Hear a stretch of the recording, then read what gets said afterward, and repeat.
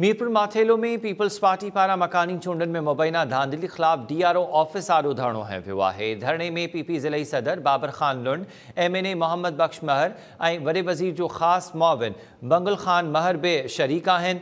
PP अॻवाणनि जो चवणु आहे त खानगढ़ जी 6 UCs में GDA पारां धांधली कराई वई, जंहिंजो ज़िम्मेवार DRO आहे। वाज़ेह आहे त गुज़िरियल ॾींहुं GDA मकानी चूंडनि में धांधली ख़िलाफ़ मीरपुर माथेलो में DRO ऑफिस ॿाहिरां एहतजाज कयो हो। अॼु पीपल्स पार्टी मकानी चूंडनि में मुबैना धांधली ख़िलाफ़ एहतजाज कयो आहे।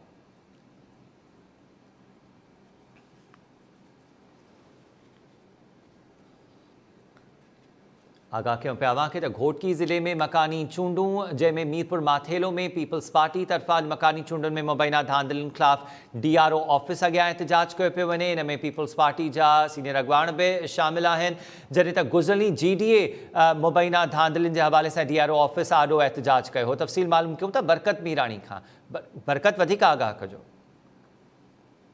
ज़िले में मकानी चूंडनि खां पोइ गुज़िरियल ॾींहुं GDA तरफ़ां धांधली जो इल्ज़ाम हणी धरणो हयो वियो। अॼु हुकूमती धुर पीपल्स पार्टी तरफ़ां मीरपुर माथेलो में DRO ऑफिस अॻां सूबाई जेको सलाहकार आहे ख़ासि मामन वॾे वज़ीर जो बंगुल खान महर ऐं PP जो MNA आहे मोहम्मद बख्श महर, उनजी अॻवानी में धरणो हयो वियो। उन मौक़े ते सवें जेके हुनजा हिमायती हुआ, पीपल्स पार्टी जा कारकुन हुआ, उन्हनि धरणे में शिरकत कई। उन मौक़े ते सरदार मोहम्मद बख्श खान महर पंहिंजे खिताब में चयो त UC खानगढ़ महर ते अलीगढ़ महर हुनजे हिमायती GDA वारनि मुबैना तौरु धांधली कई आहे। उन इल्ज़ाम हयो त अलीगढ़ खान महर जेको आहे उहो जेके पीपल्स पार्टी जा उमेदवार आहिनि, थोरे वोटर आहिनि, उन्हनि खे बंदूक जे ज़ोर ते हिरासा करे उन्हनि खां वोट वरिता। उन खां अलावा जॾहिं चूंड नतीजा आया त उन खां पोइ उन जेको पोलिंग अमलो आहे, तोड़े चाहे RO आहे, उनखे बि तंग कयो ऐं उनखे धमकियूं ॾिनियूं, जंहिं करे उहो प्रेशर में अची करे उन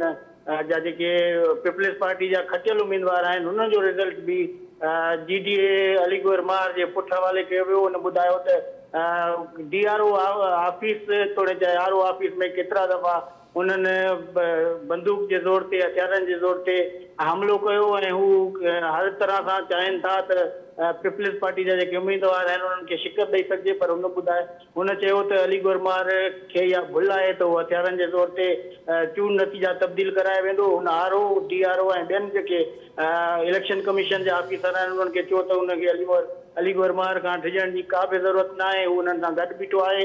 हुन मुतालबो कयो DRO खां ऐं खानगढ़ जे RO खां त जेके असांजी दरख़्वास्त आहे उन ते 6 जी यूनियन काउंसिल ते ॿीहर ॻणप कराई वञे ऐं उन खां पोइ जेको उमेदवार खटे अचे उनखे सरकारी तौरु नतीजा ॾिना वञनि। हुन अलीगढ़ महर जे हवाले सां मुलाक़ात जे हवाले सां हिकु पुछियल सवाल में चयो त उन सां के बि मामला तइ न थिया आहिनि। हू मुलाक़ात लाइ ज़रूरु आयो हो, पर उनखे कंहिं बि क़िस्म जी ठाह जे लाइ राज़पो न ॾेखारियो। हुन चयो त अलीगढ़ महर सां को बि सियासी हवाले सां ठाह न आहे ऐं उन जा हिमायती ऐं हू जेको आहे पीपल्स पार्टी सां गॾु बीठल आहिनि ऐं अलीगढ़ महर ईअं उन सां मुलाक़ात कई जीअं पद वारे मामले ते हुन रात जी ऊंदाही में पाण खे पद ॿधी हूअं ई चोरी रात जी मुलाक़ात कई, पर हुन सां इन हवाले सां को बि ठाह न आहे। जी बरकत, महिरबानी तफ़सील ॾियण जे लाइ।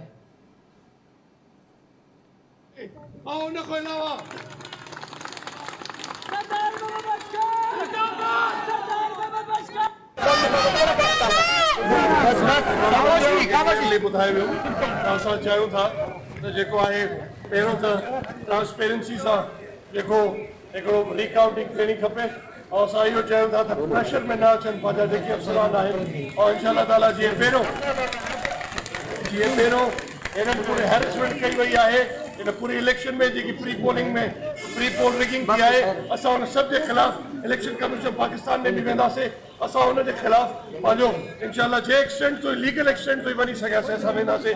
उनजी हे अॼु असांजी पंहिंजो प्रोटेस्ट आहे ऐं इहो रहंदो। बेशक स्पेसिफिकली जिथे उन्हनि जो मसइलो आहे उन्हनि कई आहे, पर स्पेसिफिकली खानगढ़ में तमामु घणी फ्रॉम द डे वन भले उहो शबीर महर खे खणण वारो केस हुजे तॾहिं खां वठी हिननि धांधली शुरू कई। माण्हुनि खे जेतिरो थी सघे हुननि दॿाइण जी कोशिशि कई। इलेक्शन खां अॻु में बि इलेक्शन डे ते बि हिननि माण्हुनि सां वॾी राजाई कयूं आहिनि, फायरिंग कराई आहे माण्हुनि ते, असांजे माण्हुनि खे ॿाहिरि कढण जी कोशिशि कई आहे, असांजे वोटर खे हिरास करण जी कोशिशि कई आहे। जेतिरो एग्रेसिव थी सघे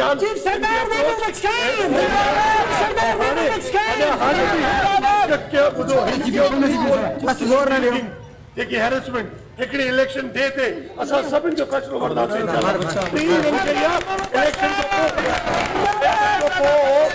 पोइ हिननि माण्हुनि जो मैंडेट चोरी करे वञी हमला कराए थो वञी आरओ जी ऑफिस से और उहे माण्हू सभु कैमरा ते एविडेंस आहे असां उहो एविडेंस कानूनी असां कंहिं बि एक्सचेंज ते वेंदासीं ऐं हिननि माण्हुनि खे सज़ा ॾियाराईंदासीं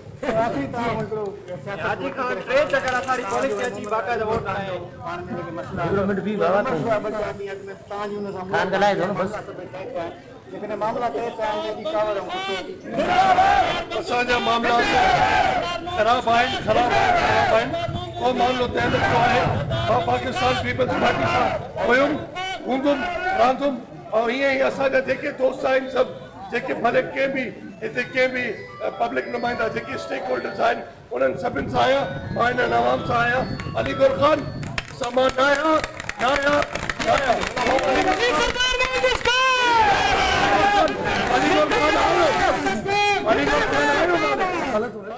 ज़रूरु आयो पर हो ईअं आयो माने जीअं पग जे टाइम ते राति जो 2 बजे पग बथी वञी न चोरी ईअं मां वटि चोरी लिखी आयो पर मां हुनखे चई छॾियुमि त बाजो पहिरियों सरदारी वारो मसइलो ऐं हिननि माण्हुनि जा मसइला केसो हल न थींदा न ठहंदासीं